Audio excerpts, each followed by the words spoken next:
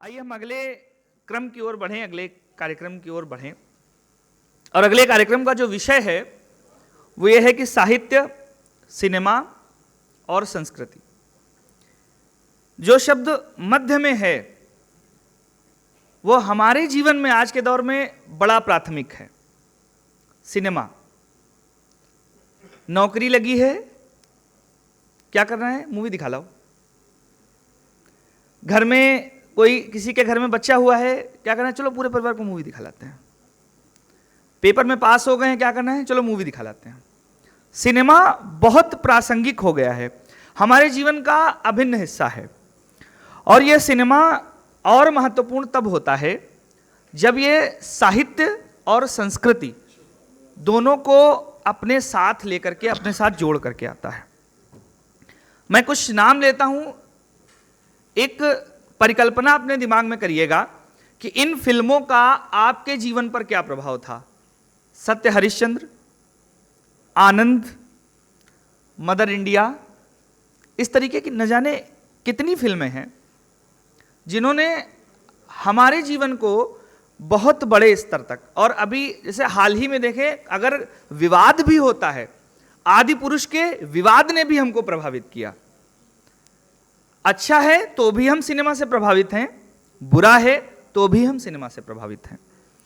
और इस विषय पर चर्चा करने के लिए एक बड़ी शख्सियत हमारे बीच में मौजूद है। उनको जब बुलाना चाहूं तो विश्लेषण और उपमान कम पड़ जाते हैं। मैं आपसे कहूं कि चंद्रकांता के क्रूर सिंह हैं तो भी आप सहमत होंगे। मैं आपसे कहूं लगान के अर्जन हैं तो भी आप सहमत होंगे। मैं सरफरोश के मिर्ची सेठ कह दूं तो भी आप सहमत होंगे।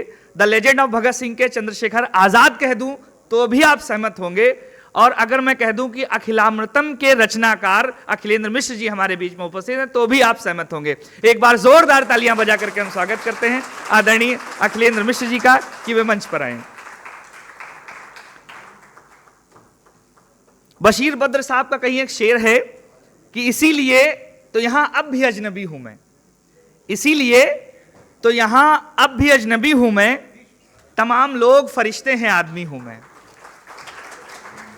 तमाम लोग फरिश्ते हैं आदमी हूं मैं। आदरणीय अखिलेंद्र मिश्र जी मुंबई से लंबी यात्रा करके कल हमारे बीच में शाम को उपस्थित हुए। आईआईटी के बच्चों के साथ बड़ा सम्मोहक सा सत्र भी उन्होंने लिया। शाम को सौभाग्य से मैं भी उस पूरे सत्र का साक्षी रहा। और आज उनसे इस विषय पर चर्चा करने के लिए, अभी कुछ देर पहले आपने उनको मेरे साथ देखा, संचालन कर रही थी डॉक्टर अल्पना सुहासिनी जी। वे संचालक हैं, बहुत अच्छी कवयित्री हैं और अपने परिवार की विरासत को, वे निर्दोष हिसारी जी की पुत्री हैं, वो बहुत बड़े कवि थे, परिवार की विरासत को आगे लेकर के चल रही हैं। साथ में सुप्रसिद्ध रंगकर्मी और अभिनेत्री भी हैं। बहुत सारे गुणों की दो खान आज हमारे बीच में उपस्थित हैं। मैं डॉक्टर अल्पना सुहासिनी जी से भी आग्रह करूंगा कि मंच पर आएं और हम पुनः जोरदार तालियों के साथ आग्रह करते हैं आप दोनों से कि सत्र को आगे बढ़ाएं।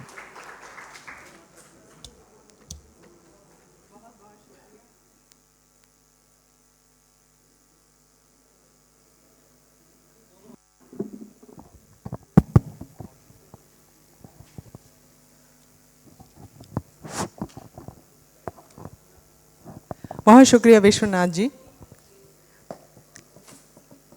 गाथा महोत्सव में अभी जो सत्र है साहित्य, सिनेमा और संस्कृति विषय पर हम चर्चा के लिए उपस्थित हैं और निश्चित ही बहुत सौभाग्य की बात है, मेरे लिए भी अभूतपूर्व पल हैं कि आदरणीय अखिलेंद्र मिश्र सर के साथ हम ये संवाद करने जा रहे हैं, ये बातचीत करने जा रहे हैं।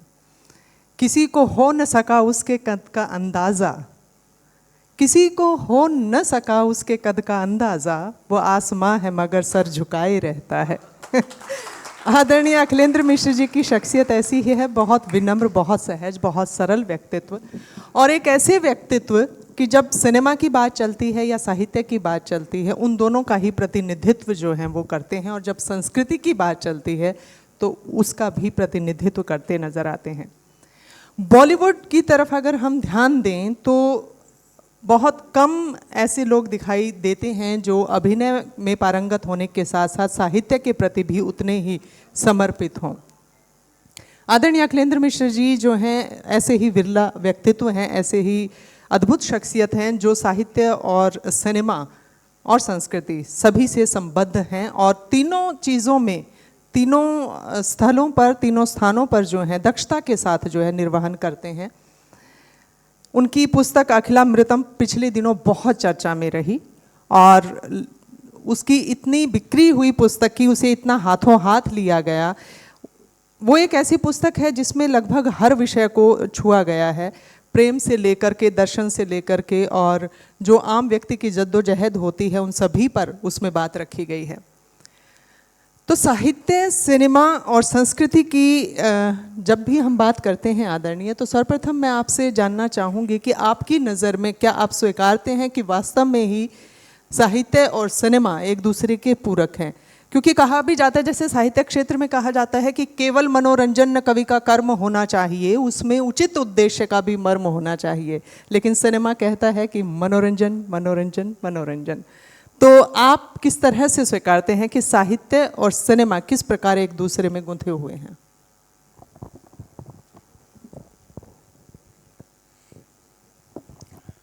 प्रणाम करता हूं सबको। ओम नमः शिवाय।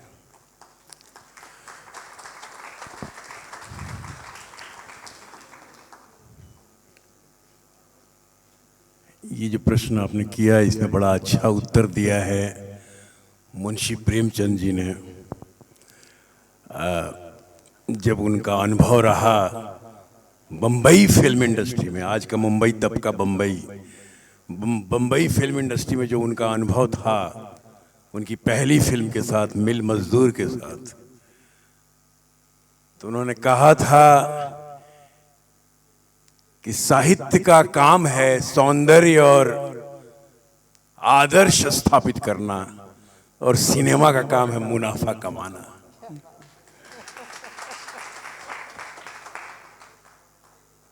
और वो तब उन्होंने 1934 में ये बात कही थी, और आज भी कितना प्रासंगिक है आप लोग सभी जानते हैं। इसमें कुछ भी रेखांकित करने की आवश्यकता नहीं है, क्योंकि आज हमारी नई पीढ़ी हो, पुरानी पीढ़ी हो, हमारे आगे की पीढ़ी हो या पीछे की पीढ़ी हो, सभी जानते हैं इस विषय में। लेकिन साहित्य का जो संबंध है सिनेमा से, क्योंकि साहित्य के बिना सिनेमा ही नहीं, क्योंकि साहित्य क्या है? समाज ही तो साहित्य है। मनुष्य का स्व अपने आप में साहित्य है।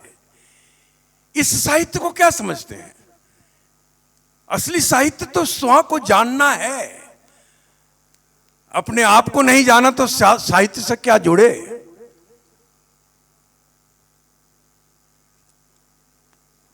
लेकिन पढ़ने की आदत होनी चाहिए। पढ़ने की आदत कट गई, इसलिए सिनेमा का यह हश्र हो गया।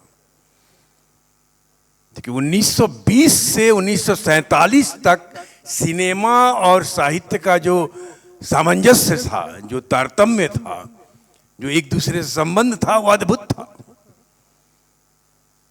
मतलब मूक सिनेमा में भी, जब मूक फिल्में बनती थी, तब भी रविंद्रनाथ ठाकुर की कई कहानियों पे फिल्में बन गई थी। 1922 से लेकर 1930 तक के बीच, चाहे वो गिरिवाला हो, चाहे मनभंजन हो, चाहे नौका डूबी हो, चाहे नातिर पूजा हो। तब 1925 में पहली देवदास बन गई थी। मूक फिल्म की बात कर रहा हूं।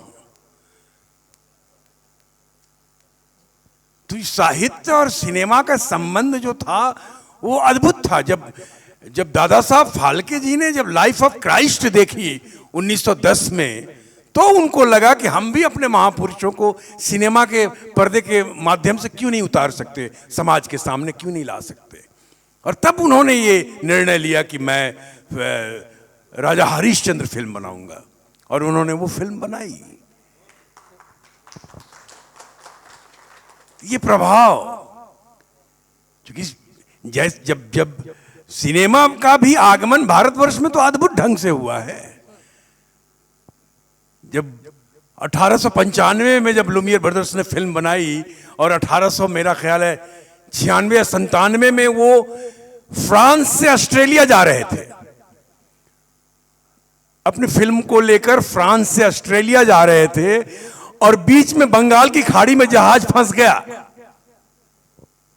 बंगाल की खाड़ी में जहाज फंस गया, उसमें लुमियर ब्रदर्स थे अपनी फिल्मों के साथ।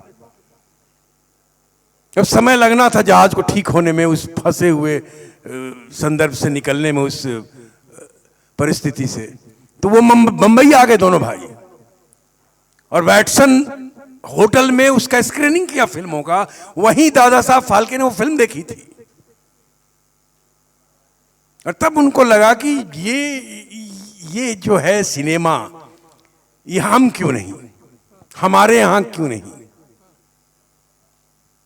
जो आज नरेंद्र मोदी जी कहते हैं ना कि जब मैं देख के आया था अमेरिका, जब मैं देख के आया था वो फ्लाईओवर, मैं देख के आया था वो सड़कें, तो मैं सोचता था हमारे यहां क्यों नहीं, हमारे यहां क्यों नहीं।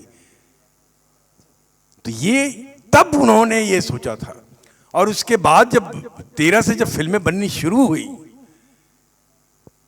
तो हमारे पास, चूंकि कथाओं का देश है, ये कथाओं का ही देश है। बच्चे दादा दादी, नाना नानी, फुआ, ईया, काकी, ताई हैं, उनकी गोदों में बच्चे कहानियां सुनते हुए बड़े होते हैं। हमारे यहां की परंपरा वो है। इतनी कथाएं हैं, इतनी कथाएं हैं, और उस पर फिल्में बनती चली गई, बनती चली गई, बनती चली गई। लेकिन वो अलग बात है, चूंकि सिनेमा बनाने वाले उन कथाओं से कटे हुए हैं, क्योंकि उनकी पढ़ाई लिखाई, उनकी शिक्षा दीक्षा कुछ अद्भुत ढंग से हो रहा है, तो वो कथाओं से, वो साहित्य से कटे हुए, उनको पता ही नहीं है। मुंशी प्रेमचंद के बारे में तो किसी ने टेलीविजन सीरीज अप्लाई किया था किसी चैनल पे, बहुत मशहूर कहानी है, आप लोग शायद जानते होंगे, नहीं जानते हैं तो मैं बता देता हूं।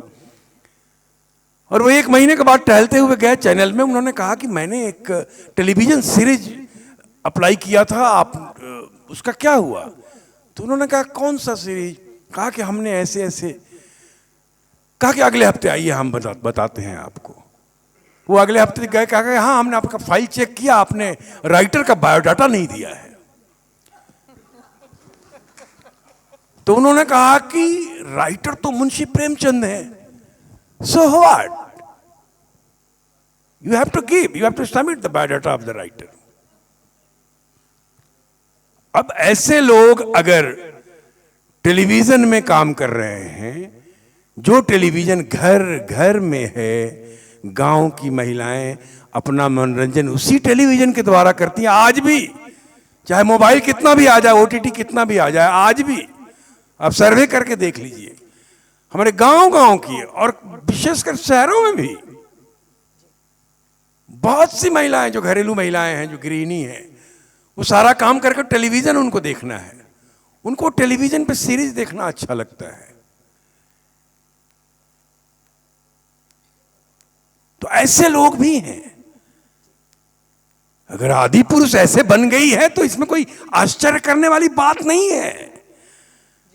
स्वघोषित बुद्धिजीवी तो हैं इस समाज में, हैं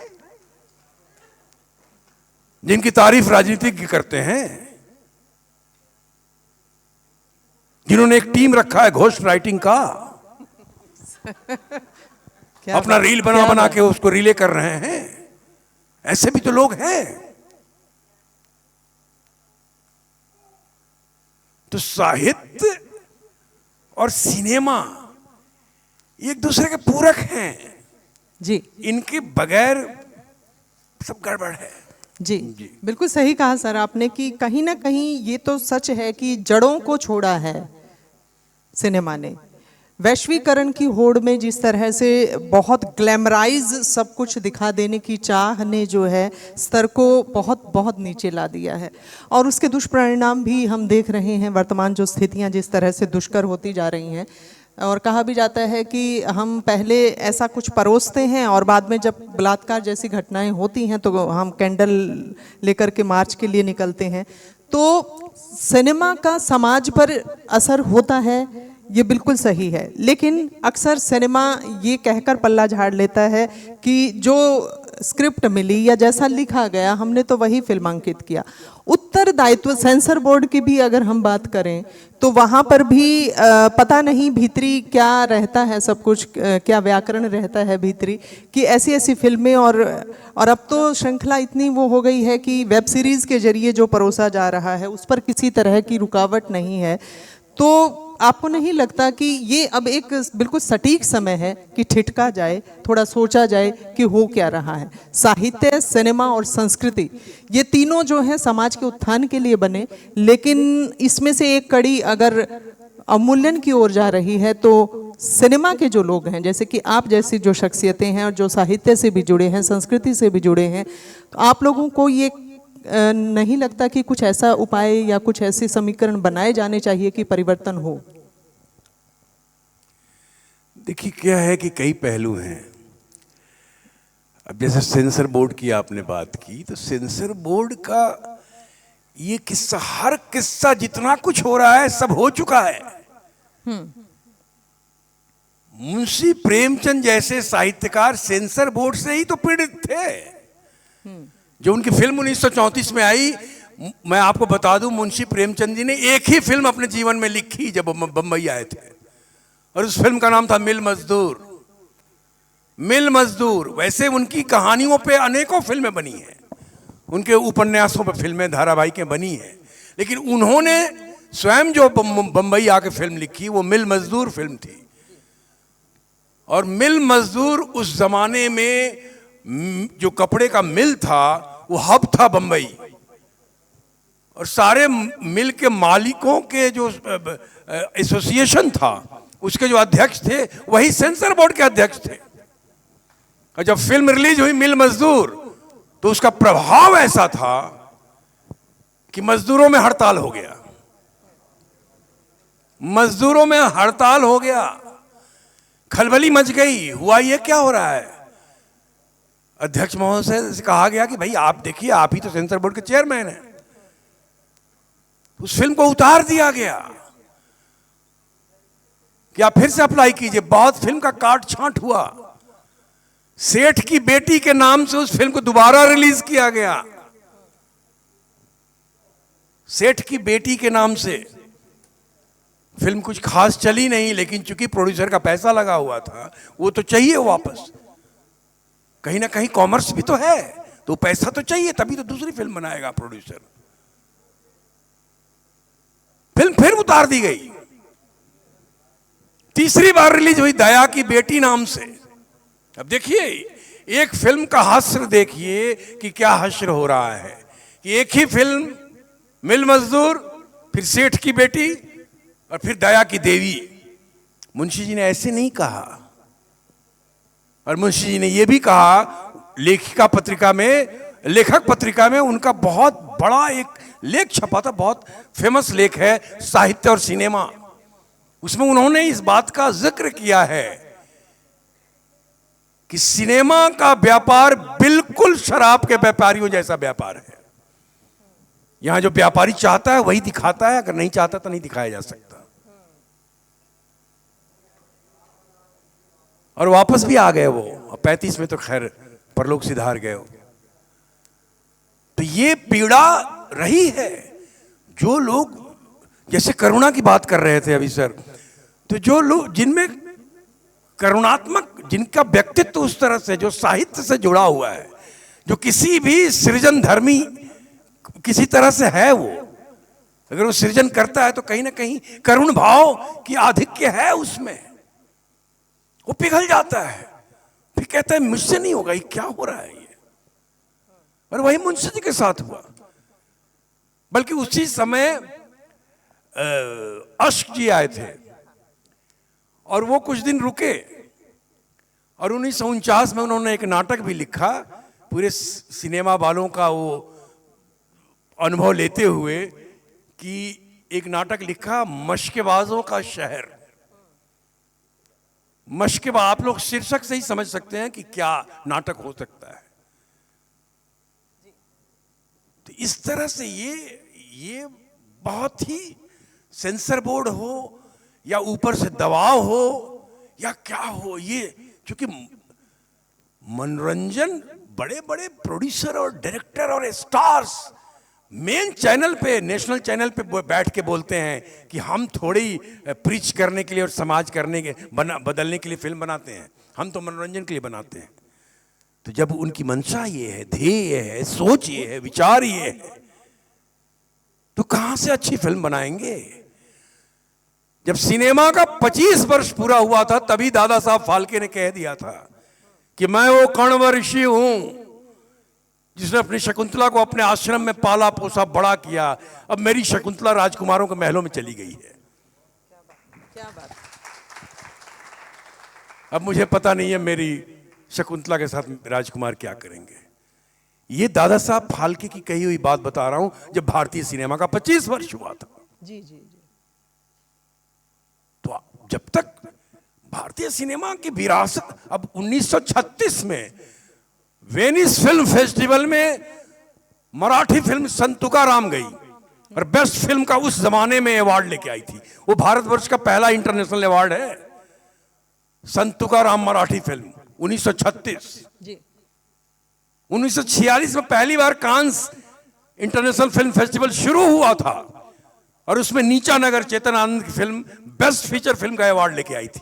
तो ये विरासत है हमारी। जी। लेकिन उसके बाद क्या हुआ? उसके बाद गैप गैप गैप गैप 1994 के बाद 94 तक कांस में क्या हुआ था? स्वाहम फिल्म थी, मलयालम फिल्म।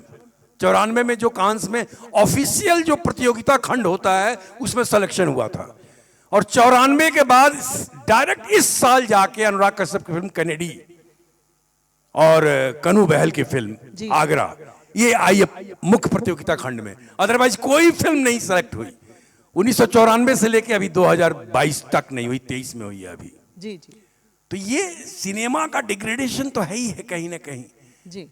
क्योंकि हम साहित्य से कट गए हैं, हम कॉपी पेस्ट कर रहे हैं, हम पश्चिम की तरफ देख रहे हैं, वहां से कुछ भी आया कॉपी पेस्ट कर दिया। जी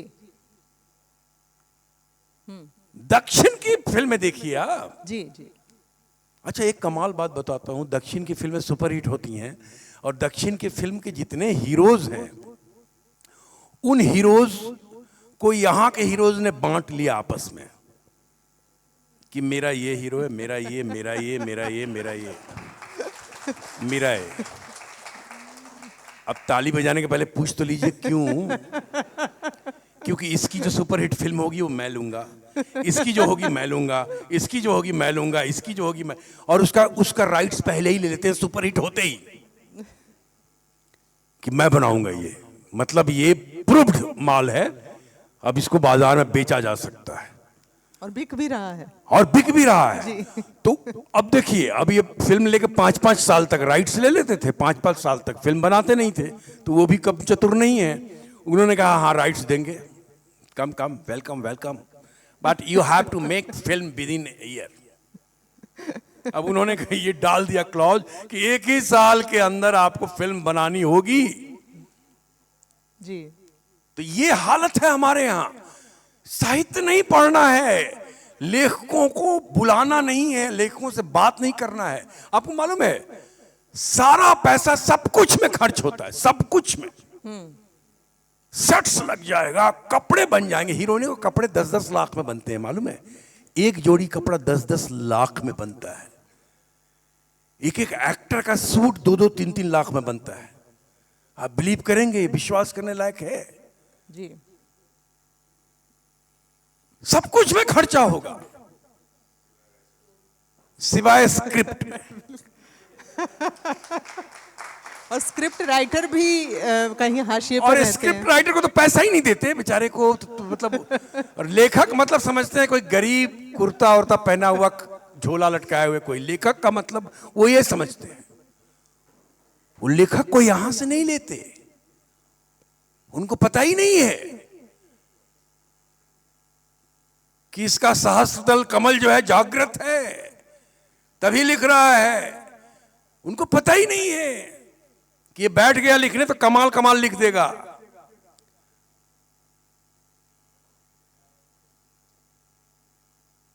तो ये हालत है। जी बिल्कुल सही कहा। और ऐसे में पूरी एक बिरादरी आप जैसे कलाकारों की भी है जो मूलतः रंगकर्मी हैं, जो रंग कर्म से जुड़े रहे हैं। और रंग कर्म से जुड़े रहना मतलब साहित्य से जुड़े रहना। कहीं ना कहीं आप लोगों ने साहित्य को पढ़ा भी है और आप अब लेखन में भी हैं। तो एनएसडी से चूंकि आप प्रशिक्षित हैं, और वो जो पूरी एक खेप है वो समझौतावादी भी नहीं होती, कहीं ना कहीं जो एक खुददारी का जज्बा भी रहता है। तो पूरे इस बाजारीकरण वाले माहौल में, पूरे इस तिलस्मी से माहौल में अपने आप को कैसे इतर रख पाते हैं, कैसे चयन कर पाते हैं, और कैसे मतलब लगातार आहत होते हुए भी निरंतरता भी बनाए रखनी है, वो सब कैसे कर पाते हैं? नहीं देखिए, जो एक्टर है, जो थिएटर से है, सबसे बड़ा हथियार मालूम है क्या है? सबसे बड़ा हथियार है संतुष्टि। जो मिला उसमें संतुष्ट रहो, जो मिल रहा है उसमें संतुष्ट रहो, जो मिलेगा उसके लिए भी संतुष्ट रहो। संतुष्ट रहेंगे कोई दुख नहीं आएगा, कोई नहीं आएगा। ये नहीं कि अक्षय कुमार की तरह गिन रहे हैं कि यार आज कोई ऑटोग्राफ ही नहीं लिया, 11:30 हो गए, आज कोई ऑटोग्राफ ही नहीं लिया। ये चिंता होती है। नाम ले रहा हूं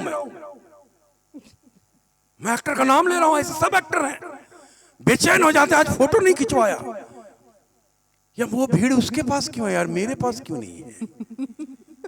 ये मानसिकता बनी हुई है। अब क्या करेंगे बताइए ना। 40 दिन में आप फिल्म कंप्लीट कर देते हैं पृथ्वीराज चौहान। अभी 40 दिन में अटल बिहारी वाजपेयी भी कंप्लीट हो गया है, भगवान जाने। तो ये जहां आप देखिए, पहले सिनेमा बनता था, पहले सिनेमा का प्रचार कैसे होता था? सिनेमा फिल्म फलना टॉकीज में चल रहा है, सिनेमा फिल्म। अखबार में भी जो पब्लिसिटी छपता था वो भी ऐसे ही छपता था, सिनेमा फिल्म। धीरे धीरे सिनेमा गायब हुआ, फिल्म हो गया। वो फिल्म मतलब कोडक का वो डब्बा आता था ना, रील लपेटने वाला, तो फिल्म हो गया। तो सिनेमा गायब के साथ साथ वो फिल्म हो गया, मतलब अब धीरे धीरे कंटेंट गायब हो गया। तो सिनेमा का तो फिल्में बनने लगी, और फिल्म के बाद प्रोजेक्ट बनने लगा, प्रोजेक्ट के बाद प्रपोजल बनने लगा, और आजकल पैकेजिंग होता है। पैकेजिंग आदि पुरुष किस चीज का नतीजा है? पैकेजिंग का। क्योंकि मार्केटिंग पैकेजिंग में है। वो देखते हैं अमेजोन वाला डब्बा भेजता है, कुछ भी ऑर्डर करते हैं, कितना बढ़िया पैकेजिंग रहता है, बढ़िया बढ़िया पैकेजिंग। या कोई भी सामान खरीदने जाएं, या आप कहें किसी को कि गिफ्ट रैप कर देना, किसी को गिफ्ट करना है, तो कितना अच्छा रैप करता है। इतनी सी चीजें, इतना बड़ा डब्बा, पैकेजिंग। तो पैकेजिंग का जमाना आ गया, तो सिनेमा भी वैसा ही हो गया है। सिनेमा में आज भारतीय सिनेमा, सबसे बड़ी बात मैं बता रहा हूं कि भारतीय सिनेमा में भारत ही नहीं है। ये जो सिनेमा, ये जब लेके जाते हैं बाहर फॉरेन कंट्रीज के फेस्टिवल्स में, तो वो पूछते हैं इज इट इंडियन फिल्म? हो, but where is India in this film? वो सवाल पूछते हैं भाई, वो सवाल पूछते हैं कि क्या ये भारतीय फिल्म है, लेकिन इसमें भारत कहां है?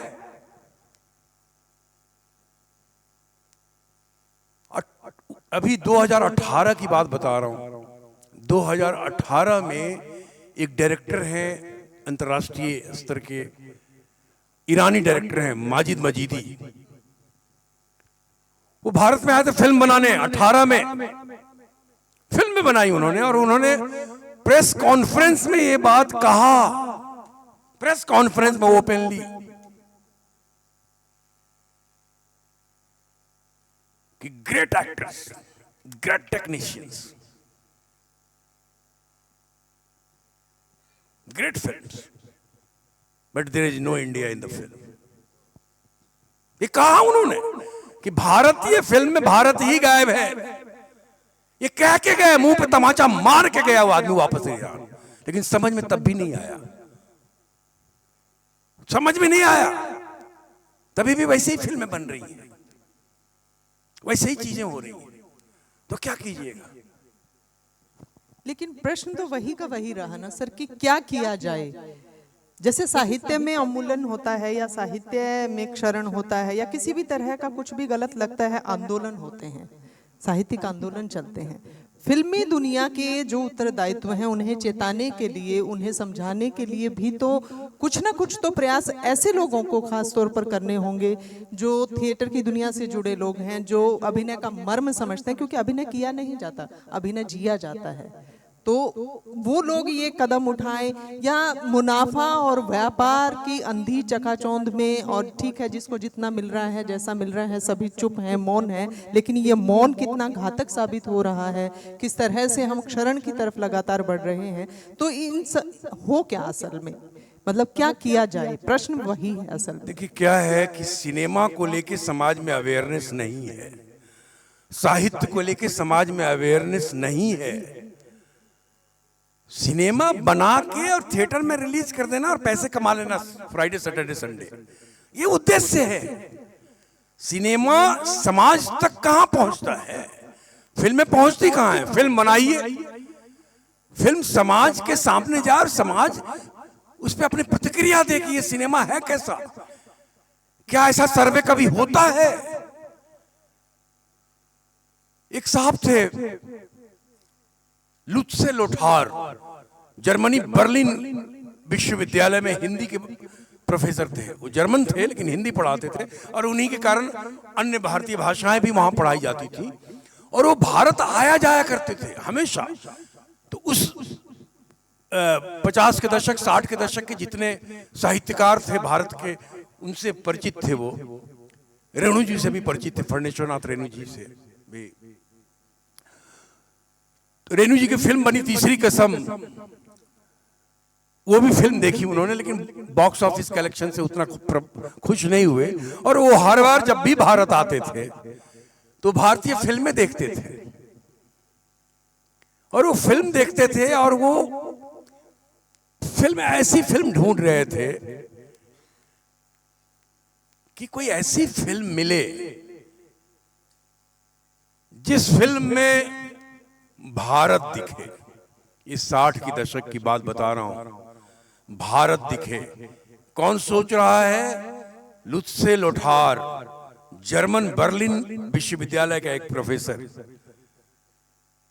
कि एक ऐसी फिल्म मिले मुझे, और वो फिल्में देखे जा रहे हैं जिसमें भारतीय समाज का परिवेश हो, वो ताना बाना हो, संयुक्त परिवार का माहौल हो, और वो बड़े भाई का दायित्व क्या है और पिता का क्या है, माँ का क्या है, सौतेली माँ क्या करती है और बच्चे क्या करते हैं, कितने भाई हैं और भाभी क्या है, भाभी का दायित्व, वो पहनावा ओढ़ावा क्या है। वैसी कोई फिल्म ढूंढ रहे थे। कई फिल्में देखी उन्होंने, उनको वो फिल्म मिल नहीं रही थी, फिर चले जाते थे, फिर वापस लौटते थे। उन्होंने एक फिल्म देखी, दो रास्ते। नई पीढ़ी को शायद पता ना हो, दो रास्ते हमारे साथ की पीढ़ी के लोग हैं, सबको पता होगा।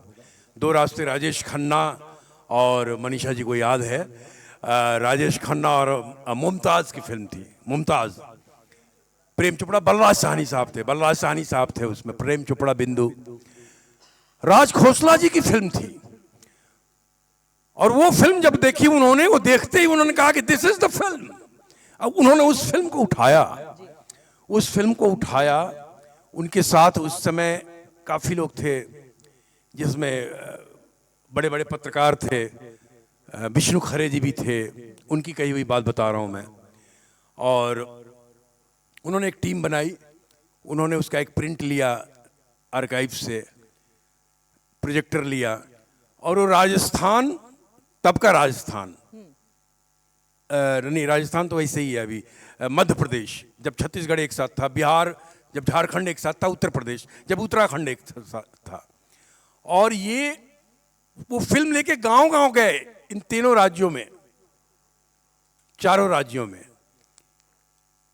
और लोगों को फिल्म दिखाते थे, ग्रामीण को, और फिल्म के बारे में पूछते थे कि फिल्म के बारे में बताओ कि क्या समझा है इस फिल्म से, क्या ये फिल्म देखने लायक है, इसका गीत कैसा है, इसका संगीत कैसा है, इसके संवाद कैसे हैं, बिंदु का चरित्र क्या कहता है जो विदेश से लौटी है, प्रेम चोपड़ा की पत्नी, एक भाई की पत्नी बनके, बड़ा भाई बलराज सहनी का दायित्व क्या है, जो सौतेला है तब भी वो अपना दायित्व कैसे निभा रहा है, मां क्या कर रही, भाभी क्या कर रही है, और ये जो सबसे छोटा है जो लोकल लड़की के प्रेम में है, राजेश खन्ना। और इस तरह का विश्लेषण किया उन्होंने फिल्म दिखा के। फिर उनको लगा कि केवल एक ही फिल्म दिखा रहे हैं, उन्होंने कुछ और फिल्में सेलेक्ट की, कुछ और फिल्में थी जिसमें 2-4 कॉमर्शियल फिल्म, बड़ी फिल्म, मुकद्दर का सिकंदर, सुहाग, ये सब भी जोड़ लिया उन्होंने, तो लोगों को थोड़ा इंटरटेनमेंट हो, बात इस फिल्म पे करेंगे। और उन्होंने पूरा एक उस फिल्म, जितना काम हुआ उस समय दिनमान के संपादक थे हमारे रघुवीर सहाय जी, उन्होंने दिनमान में पूरा एक प्रश्नावली छापा और पूरे भारतवर्ष से उसका उत्तर आया। इस तरह का कार्य भारतवर्ष में उसके बाद कभी नहीं हुआ, कभी नहीं हुआ। जी जी जी। तो सिनेमा को लेके एक बाहर का व्यक्ति आके हमारी फिल्म को लेके गांव गांव घूमता है और फिल्म के बारे में अवेयरनेस पैदा करता है, बताता है कि ये सिनेमा भारतीय परिवेश का है, देखकर कैसा लग रहा है, ये भाई का दायित्व निभा रहा है कि नहीं, छोटा निभा रहा है कि नहीं, ये फॉरेन से आई है भाभी, ये कैसी है, हैं? इसका गीत कैसा है, इसका संगीत कैसा है, कैसा लग रहा है सुन के। ये उस तरह का रिसर्च, उस तरह का शोध, उस तरह का काम आज तक की फिल्म लेके गांव गांव जाएं। हमारे मित्र हैं यशपाल शर्मा, आप सबको जानते होंगे, उन्होंने एक फिल्म बनाई दादा लक्ष्मी, जी जी, और वो गांव गांव जा रहे हैं, जहां जहां शहर में जहां बुलाया जा रहा है, लोगों को फिल्म दिखा रहे हैं कि मैंने फिल्म बनाई है। अब चूंकि कॉमर्शियली उस तरह से उनको 100, 200, 400, 500 थिएटर तो मिलेगा नहीं कि वो रिलीज करें, कि वो भी बागडोर किसी एक के हाथ में है, पूरा वर्चस्व लेकर बैठे हुए हैं लोग, जो चाहेंगे वही रिलीज होगी, तो दिखा रहे हैं। लेकिन जो काम लुत्से लुठार ने किया वो भारतीय सिनेमा में कभी हुआ ही नहीं, ना साहित्य को लेकर ना सिनेमा को लेकर, कि अगर एक पुस्तक छपी है तो एक पुस्तक पे 2-4 परिचर्चाएं हुई, आपस में ही दोस्त लोग मिलके कर लिए, हो गया, और स्वघोषित साहित्यकार। और अगले महीने बस अब अवार्ड भी आ रहा है जी। और अगले साल 2-4 आ ही जाएगा। आए? ये नहीं है, वो किताब क्या समाज तक पहुंच रही है?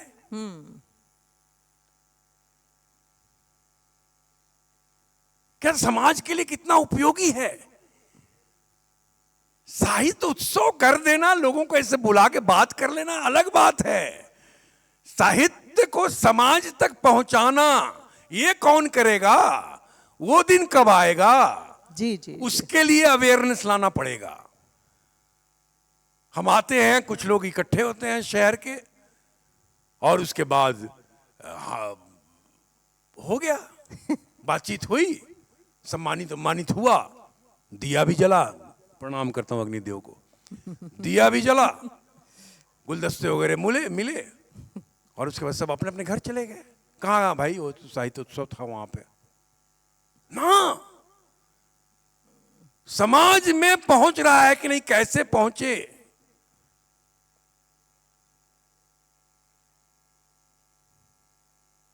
तो धन्यवाद करता हूं मैं अमित जी को, उन्होंने अखिलामृतम अभी देख रहा हूं मंगवा के सबको दे रहे हैं पढ़ने के लिए, बहुत बहुत धन्यवाद आपका।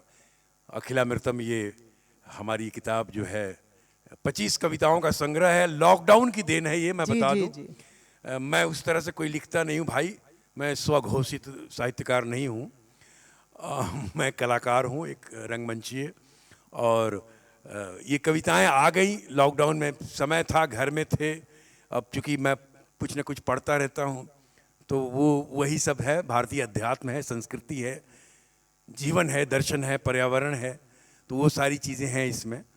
तुम चांद पे बैठो, मैं पृथ्वी पे बैठा हूँ, तुम वहाँ से देखो, मैं यहाँ से देखूँ, क्या बात। बहुत बरसात हो रही है, आओ भजिया खाएं, ऐसा कुछ नहीं है इसमें। ऐसा कुछ भी नहीं है इसमें। तालियां बजा ली आपने, ये बता दूं, ऐसा कुछ भी नहीं है इसमें। तो इसलिए ये बहुत मतलब ये वो पुस्तक है जिसमें आपको भारतीय अध्यात्म मिलेगा, जो हमारा आधार है भारत का, जी, और वही भारत की पहचान है। सर जी। माफी चाहूंगी, बीच जी, में रोक रही हूँ। जी। वो भावना जी कुछ पूछना जी चाह रही जी हैं भावना जी शायद। बताइए। हाँ, तो अखिलामृतम की बात चल रही है दोस्तों। तो अखिलामृतम असल में मैंने पढ़ी है, मेरा सौभाग्य रहा कि मुझे पढ़ने का अवसर मिला और मैंने लिखा भी उस पुस्तक पर। असल में वो उद्वेलन जो इनकी बातों से, सर की बातों से अभी झलक रहा है, इस बाजार के बीच में रहते हुए अपने आदर्शों को बचाने की जद्दोजहद जो लगातार चलती है इंसान की, और साथ ही साथ बहुत सारे सवाल कि धर्म क्या है, अध्यात्म क्या है, ईश्वर क्या है, दर्शन क्या है, वो सारी जो जद्दोजहद है। और कोरोना काल में जो समय मिला सर को, तो उन्होंने उसे लिपिबद्ध किया, लिखा, और अखिलामृतम कमाल की पुस्तक जो है हम सभी के बीच में आज यहाँ पर है भी, आप सबको भी पढ़ने का अवसर मिल रहा है।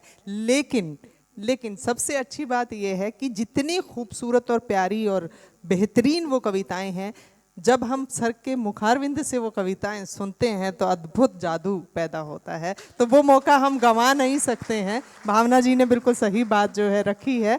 तो मेरा आग्रह है आदरणीय अखिलेंद्र मिश्र सर से कि उसमें से कोई एक प्यारी रचना, अपनी पसंदीदा रचना हम सबको अवश्य सुनाएं। देखिए सभी उत्सुक हैं, सभी के चेहरों पर मुस्कुराहट आ गई है एकदम से। जी। अभी जो पूरी दुनिया की जो हालत है, मुझे ऐसा लगता है कि बहुत ही प्रासंगिक होगा वो कविता सुनाना। और ये पर्यावरण पे है कविता। प्रकृति जो है मनुष्य को चेतावनी दे रही है। प्रकृति मनुष्य को चेतावनी दे रही है। जी। कहीं बारिश ही नहीं है और कहीं अतिवृष्टि है। देखिए पूरा ग्लेशियर पिघल गया, समुद्र का स्तर बढ़ रहा है। हम प्रकृति के साथ क्या कर रहे हैं? तो शीर्षक है चेतावनी।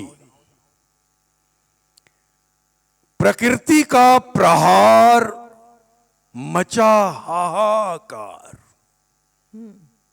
प्रकृति का प्रहार मचा हाहाकार, सुना चित्कार, त्रस्त संसार, हो रहा संहार, कौन जिम्मेवार? क्या बात, क्या बात। अभी शेष है प्रकृति की हुंकार।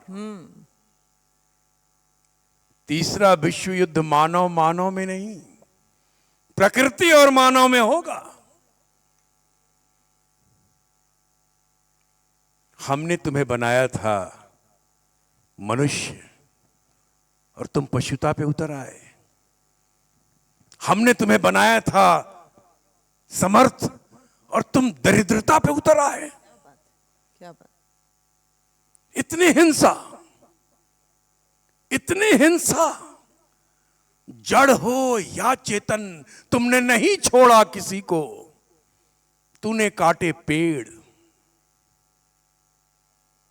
तूने तोड़े पहाड़।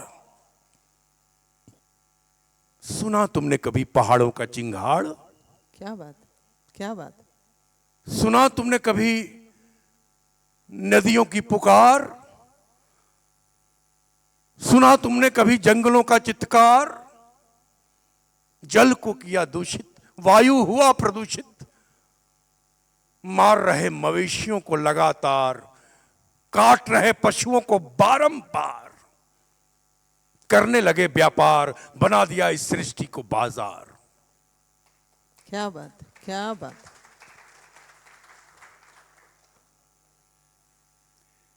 इस सृष्टि से भी बड़ा है तुम्हारा अहंकार। इस सृष्टि से भी बड़ा है तुम्हारा अहंकार। ये प्रकृति कह रही है मनुष्य को। तू कर्म से कुकर्मी, तू धर्म से अधर्मी, तू स्वार्थ से स्वार्थी, तू मानवता पे कर रहा अत्याचार, मानव का ही कर रहा संहार। तू क्या समझता है? तू है निरंकुश, तुझ पर नहीं कोई अंकुश। ये सृष्टि कर्म प्रधान है, जैसा कर्म करेगा वैसा फल पाएगा। रे नृप, तेरी बुद्धि अब चरमोत्कर्ष पर है, बुद्धि का किया और अधिक प्रयोग तो होगा विध्वंसक। क्या बात। रे नृप, तेरी बुद्धि अब चरमोत्कर्ष पर है, बुद्धि का किया और अधिक प्रयोग तो होगा विध्वंसक। अभी भी समय है, संभल जा, समझ जा, कर विचार, हो तैयार। जाना होगा बुद्धि के आगे, बुद्धि के आगे चेतना है, चेत जा। बुद्धि के आगे चेतना है, चेत जा। अब करना होगा चेतना का प्रयोग, यही है सृष्टि का उद्घोष। मैं फिर पूछता हूं, प्रकृति का प्रहार, मचा हाहाकार, सुना चित्कार, त्रस्त संसार, हो रहा संहार, कौन जिम्मेवार? क्या बात है, क्या बात, क्या बात। धन्यवाद।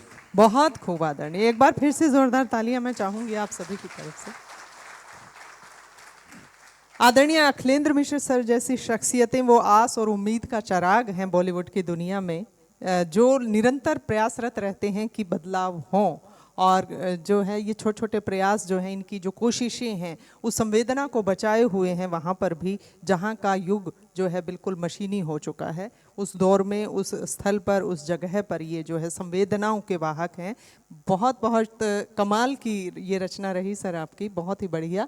और चलते चलते बस मैं ये कहना चाहूँगी कि आप बात कर रहे थे, जैसे दादा लक्ष्मी फिल्म की भी आपने बात की, क्षेत्रीयता की बात की, तो मुझे भी लगता है कि आज का जो दौर है, एक तरफ तो जो है मोबाइल, यानी कि मोबाइल में दुनिया सिमट आई है। अब जो है थिएटर्स में भी लोग नहीं जाते, थिएटर सूने पड़े रहते हैं, खाली पड़े रहते हैं। कोरोना के बाद से स्थितियाँ और भयंकर हुई हैं। और मोबाइल में अब जो है सीरीज़ का दौर चल पड़ा है, वेब सीरीज़ है, घर बैठे आप सिनेमा देख रहे हैं। वहीं उससे इतर मैं एक देख पा रही हूँ कि क्षेत्रीय सिनेमा का बहुत अच्छा दौर, जिसकी चर्चा भी आपने दक्षिण के सिनेमा के बारे में बात करते हुए की।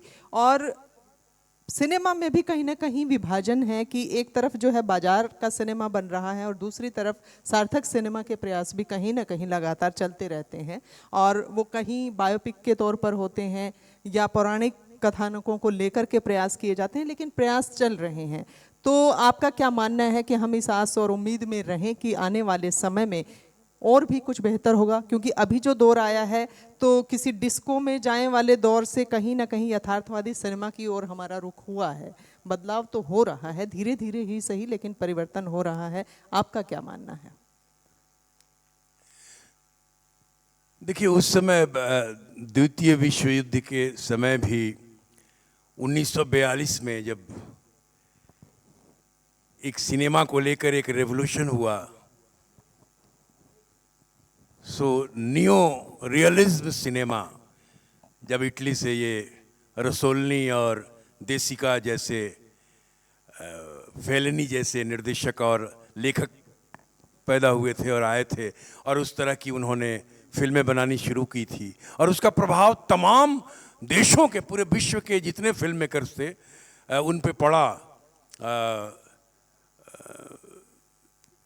एक देसिका की फिल्म है बाइसिकल थीफ, उसका भी प्रभाव पड़ा। आपको राज कपूर की फिल्मों में झलक मिल जाएगा, और भी हमारे कई मेकर्स हैं जिनकी फिल्मों में वो झलक मिल जाएगा कहीं ना कहीं। 2 बीघा जमीन भी देखे अगर आप, तो आपको उसमें भी झलक मिल जाएगा उस फिल्म का। वो फिल्म इतना प्रभावित था, और उस समय से समानांतर सिनेमा का एक दौर शुरू हो गया कि कॉमर्शियल सिनेमा और समानांतर।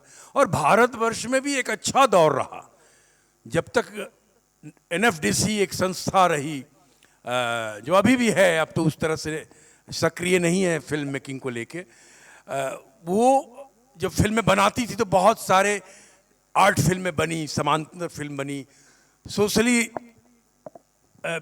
एक जागरण के लिए, एक सामाजिक जागरण के लिए फिल्म बनी। और लेकिन वही हुआ कि वो फिल्में बनी, एनएफडीसी का पैसा टैक्स का ही पैसा था, पब्लिक का ही पैसा था, वो फिल्म मेकर्स को मिलता था, फिल्म बनाते थे, वो कहीं फेस्टिवल में फिल्म जाती थी, अवार्ड लेती थी, उसको डब्बे में बंद होकर आर्काइव में चली जाती थी। जी जी जी। वो समाज तक फिल्में पहुंचती नहीं थी। एनएफडीसी फिल्म तो बना दी, लेकिन उसके आगे क्या, वो फिल्म पहुंचती क्यों नहीं थी, मेरा प्रश्न ये है। मैं आज तक, मैंने भी एनएफडीसी की फिल्म की, धारा भी फिल्म की, मैंने कहा फिल्म बन तो गई, क्या मैंने आगे क्या डब्बे में है, या दूरदर्शन में कभी कभार शो हो जाता है जी जी जी। और कुछ लोग देख लेते हैं, या जो सिनेमा के रुचिकर लोग हैं, जो सिनेमा को जानने वाले, उन्होंने देखी है। बाकी समाज तक वो अच्छी फिल्म है, चाहे वो श्याम बेनेगल की फिल्म हो, या मृणाल सेन की फिल्म हो, या सत्यजीत रे की फिल्म हो, वो समाज तक कहाँ पहुंची है बताइए ना। जी जी जी। सिनेमा पे बात करने वाले लोग ही ये नाम जानते हैं और इन नामों की बातें करते हैं और उनकी फिल्मों की चर्चा करते हैं। जी। समाज तक जब तक सिनेमा ना पहुंचे तब तक गड़बड़ है।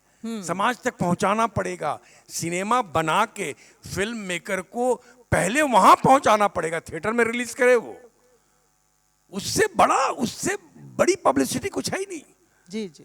पब्लिसिटी चाहिए। दादा साहब फाल्के ने भी पब्लिसिटी की थी कि 2 आने में देखो 3 मील लंबी फिल्म, 56,000 चित्र, राजा हरिश्चंद्र। क्या बात है क्या बात है। उन्होंने भी विज्ञापन तैयार किया था, बहुत बढ़िया। क्योंकि सिनेमा का एक ये था। लेकिन आम जनता तक जब सब, जहां की टेक्नोलॉजी इतना हाई लेवल पे चला गया, मोबाइल में, जैसा आप कह रही हैं, मोबाइल में आ गया, ओटीटी पे आ गया, कंटेंट आ गया। क्योंकि ओटीटी पे भी जो कंटेंट आ रहा है वही है, या तो कॉपी पेस्ट है बाहर के सीरीज का। कुछ अभी समाज से जुड़े हुए या समाज में जो हो रहा है उस तरह के 1-2 सीरीज बने हैं ओटीटी में भी। जी जी जी। जहां तक मैं अवेयर हूं, ओटीटी से मेरा उतना संबंध नहीं है, क्योंकि मेरा अभी तक ओटीटी पे डेब्यू नहीं हुआ है। मैं अभी तक ओटीटी पे गया नहीं हूं, आया नहीं क्या हूं, बात है। क्योंकि मैं गाली नहीं दे सकता, अश्लीलता नहीं कर सकता। क्या बात है, क्या बात है। ये भी एक सार्थक पहल है। अगर हर कलाकार अपना उत्तरदायित्व समझे और नकारे गलत चीज को, तो बदलाव तो होगा। सभी कलाकार अगर एकजुट हो जाएं, उसमें जरूरी बात ये है। बिल्कुल, उसके लिए कलाकार को समाज के प्रति अपना दायित्व समझना पड़ेगा। जी। पैसा कमाना ही आपका दायित्व नहीं है, समाज के प्रति भी दायित्व है। मैं वो गाली दूं, मैं वो अश्लीलता करूं, और मेरे ही बच्चे, दूसरे के बच्चे छोड़ दीजिए, मेरे ही बच्चे कहें पिताजी क्या कर रहे हैं आप, जी जी जी। क्या होगा? पूरे जीवन का जो प्रयास है, जो उपलब्धि है, वो शून्य हो जाएगा जब आपकी अपनी संतान ही कह दे आपको कि ये क्या हो रहा है। जी जी जी। तो इसलिए ये बहुत आवश्यक है कि अपना दायित्व समझना, फिल्म मेकर्स को, हर कलाकार को, हर अभिनेता को, हर लेखक को, हर साहित्यकार को ये समझना आवश्यक है। जी। साहित्य में भी मैं देखता हूं, हमेशा साहित्य में बेस्ट सेलर हो गए, फलना ये हो गए है। क्या होता है जब पढ़ने जाइए आप, तो एक ही परिस्थिति के लिए एक ही शब्द हर परिस्थिति के लिए प्रयोग किया गया है।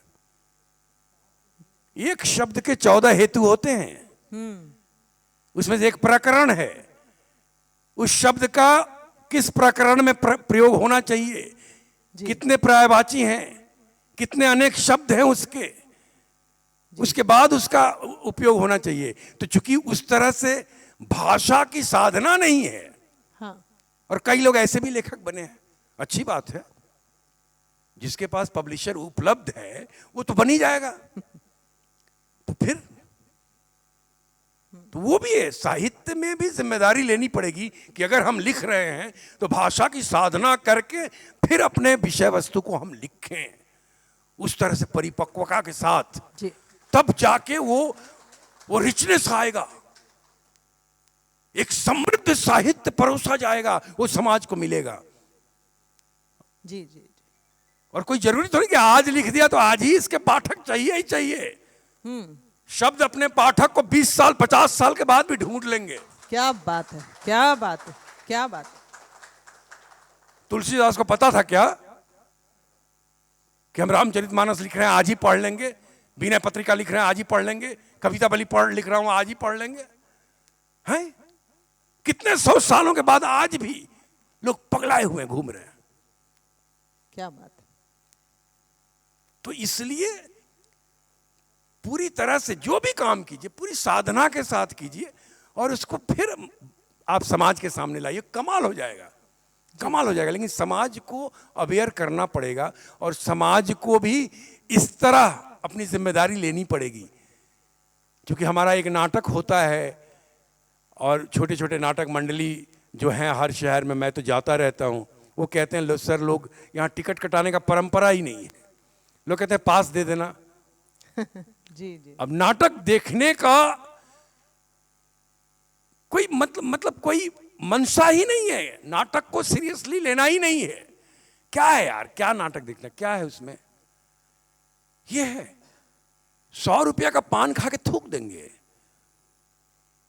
वो हमारे आजकल पद्मश्री वाले लोग प्रचार कर रहे हैं ना, केसरी। क्या बात है। तो 100-200 का केसरी खा के थूक देंगे, लेकिन 100 रुपया का 200 रुपया का नाटक का टिकट नहीं लेंगे। 500 रुपया का सिनेमा का टिकट ले लेंगे, 250 का पॉपकॉर्न खरीद लेंगे सिनेमा में, 100 रुपया का समोसा खरीद लेंगे, लेकिन नाटक देखने के टिकट जो है बिल्कुल तो कहां से आप जुड़िएगा साहित्य से? कहां से जुड़िएगा आप? जी जी। तो इसलिए वो देखिए, आज मराठी थिएटर, मैं महाराष्ट्र में रहता हूं, कर्मभूमि है, मैं वहां काम कर रहा हूं, इसलिए मैं रह रहा हूं वहां पे। वहां मराठी थिएटर बहुत समृद्ध है, बहुत समृद्ध है। सुबह 8 बजे का शो होता है। आप यकीन करेंगे, एक जमाना था सुबह 7 बजे का शो होता था मिल मजदूरों के लिए, ऐसा। और वहां एक ट्रेडिशन है, बचपन से ही माँ बाप अपने बच्चों को सिखा देता है कि नाटक अवश्य देखना है।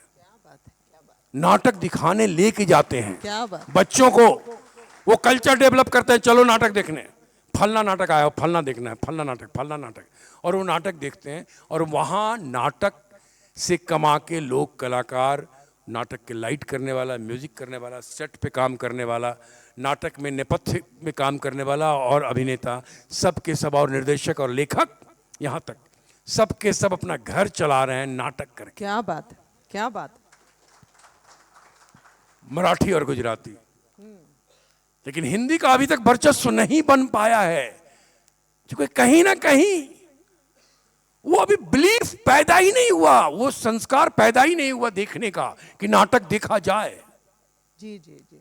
उस तरह से 100 रुपए नाटक में खर्च करे, लगता है रद्दी है, रद्दी की चीज है।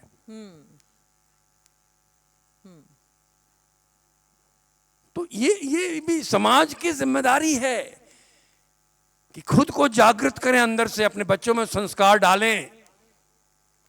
बच्चों को ये कहें कि हर हफ्ते एक कविता सुनाओ, तुमको सुनाना है, तब तुमको मैगी खाने के लिए मिलेगा, नहीं तो मिलेगा ही नहीं।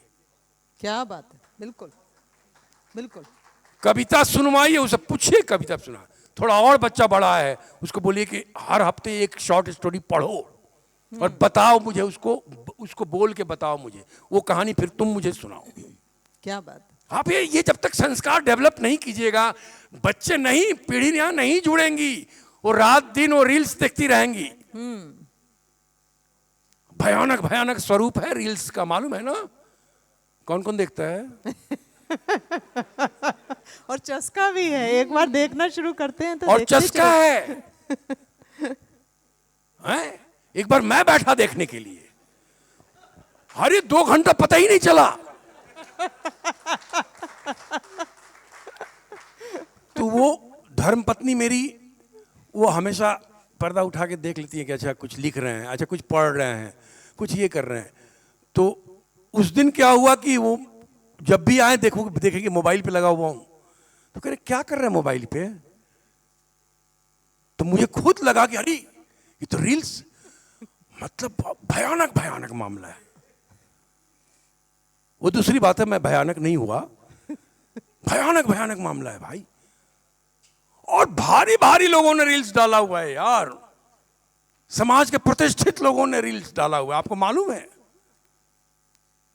जिनको आप ऐसे देखते हैं कि ये है, अच्छा उनका भी रील है, कुछ भी बोलते हुए है अच्छी बात बोल रहे हैं, वो अच्छे संदर्भ में बोल रहे हैं, जीवन के विषय में बता रहे हैं सबके, मतलब इस तरह से। लेकिन पढ़ना, हर बात में गूगल खोल देना नहीं। मोबाइल आजकल तो कमाल हो गया है। आप शाम को भी देखिएगा ना, कभी ऐसे होंगे, बोलिएगा मत किसी को, मोबाइल लेकर कविता पाठ करेंगे वो। और समझ जले ना जले, कैसे वो अपना, उनको धुन है, सबका एक धुन फिक्स है, वो एक धुन फिक्स है, वो मेरे पकड़ में नहीं है, वो मेरे बस की बात नहीं है, क्योंकि मेरा लय और मेरा सुर अलग है कुछ, तो मेरा शिव तांडव वाला है सुर। और वो पढ़ेंगे वो शाम को, तो मोबाइल लेके किताब की और पन्नों की आदत निकल गई। तो ये सब चीजें हैं। तो मैं यही अंत में यही बोलूँगा, मैं हमारे विश्वनाथ मिश्र जी खड़े हैं, वो किस लिए खड़े हैं मुझे मालूम है। नहीं, वो इसलिए भी खड़े हो सकते हैं क्योंकि मैं इस बार बनारस जाके जल नहीं चढ़ाया हूँ अभी तक, इसलिए भी विश्वनाथ जी खड़े हो सकते हैं। तो मैं यही चाहूँगा कि मैं अपने ये विराम दूँ, आप अपना थैंक्स बोल लीजिए ताकि दूसरा सेशन शुरू होने वाला है। धन्यवाद धन्यवाद धन्यवाद। बहुत शुक्रिया सर, बहुत शुक्रिया, वाकई मतलब आनंद आया आपको सुन करके। मतलब इतना ज्ञान होना, इतना अनुभव होना और साथ में इतनी रोचकता, कमाल सम्मिश्रण होता है ये, और ये अद्भुत सम्मिश्रण हमें देखने को मिला आदरणीय अखिलेंद्र मिश्र जी में। और वाकई इनसे बहुत सारी बातें जानने को मिली कि उत्तरदायित्व जो है वो सिर्फ सिनेमा के लोगों का ही नहीं, दर्शकों का भी है। ये बात बार बार इनकी बातों से स्पष्ट हुई कि दर्शक जो है या समाज जो है, उस तक पहली बात तो सिनेमा पहुंचता ही नहीं है। जो मनोरंजन देखना, हमने वर्गीकरण कर लिया है कि हल्का मनोरंजन देखना है या क्या करना है, और बस उतने उतने ही दर्शक पहुंचते हैं, उतने उतने ही लोग उनको देखते हैं। और अच्छी फिल्में अक्सर फिल्म फेस्टिवल्स तक घूम करके रह जाती हैं, रिलीज़ तक नहीं हो पाती हैं। ये बहुत दुखदाई स्थिति है जिससे सिनेमा भी पीड़ित है और समाज भी पीड़ित है, और साहित्य और संस्कृति बाट जो हो रहे हैं कि बदलाव हो। लेकिन बदलाव होगा अगर इस तरह से हम बातचीत करेंगे, प्रश्न उठेंगे, जवाब मिलेंगे, तो निश्चित तौर पर बदलाव होगा, क्योंकि उम्मीद पर दुनिया कायम है। बहुत शुक्रिया आदरणीय, बहुत बहुत धन्यवाद आपका, तहे दिल से शुक्रिया। बहुत बहुत धन्यवाद सर, आप दोनों का बहुत बहुत धन्यवाद। कई मासूम गाजियाबादी साहब लिखते हैं कि तुम्हारी शख्सियत से, सर अभी रुक जाइए, 1 मिनट के लिए रुक जाइए। ठहरिए सर। तुम्हारी शख्सियत से ये सबक लेंगी नई नस्लें, वही मंजिल पे पहुंचा है जो नंगे पांव चलता है। तुम्हारी शख्सियत से ये सबक लेंगी नई नस्लें, वही मंजिल पे पहुंचा है जो नंगे पांव चलता है। कोई ले डूबता है नाम तक भी खानदानों के, किसी के नाम से ही गांव भर का नाम चलता है। क्या बात। मैं आदरणीय अखिलेंद्र मिश्र जी को सम्मानित करने के लिए गोपाल सूटवाला जी और मनोज अग्रवाल जी से आग्रह करूंगा कि वे मंच पर आ जाएं। आदरणीय मनोज अग्रवाल जी और गोपाल सूटवाला जी।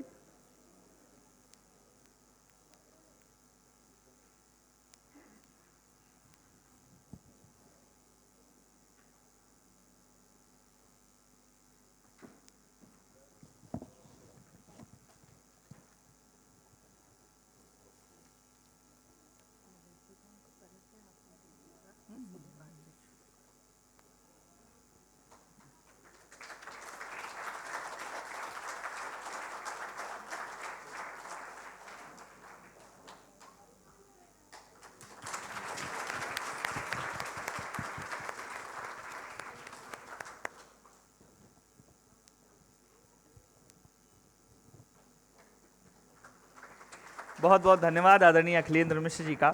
संवाद जरूर समाप्त हो चुका है, लेकिन उनकी बातें जहन पर अभी भी छाई हैं। किसी ने एक शेर बड़ा अच्छा सा लिखा था कि फकत किरदार सारे मर गए हैं, मगर अब भी कहानी चल रही है। तो निश्चित तौर पर अच्छे वक्ता की बात हमारे जहन पर हावी हो जाती है और बहुत देर तक वो हमारे जहन से नहीं उतरती। आइए हम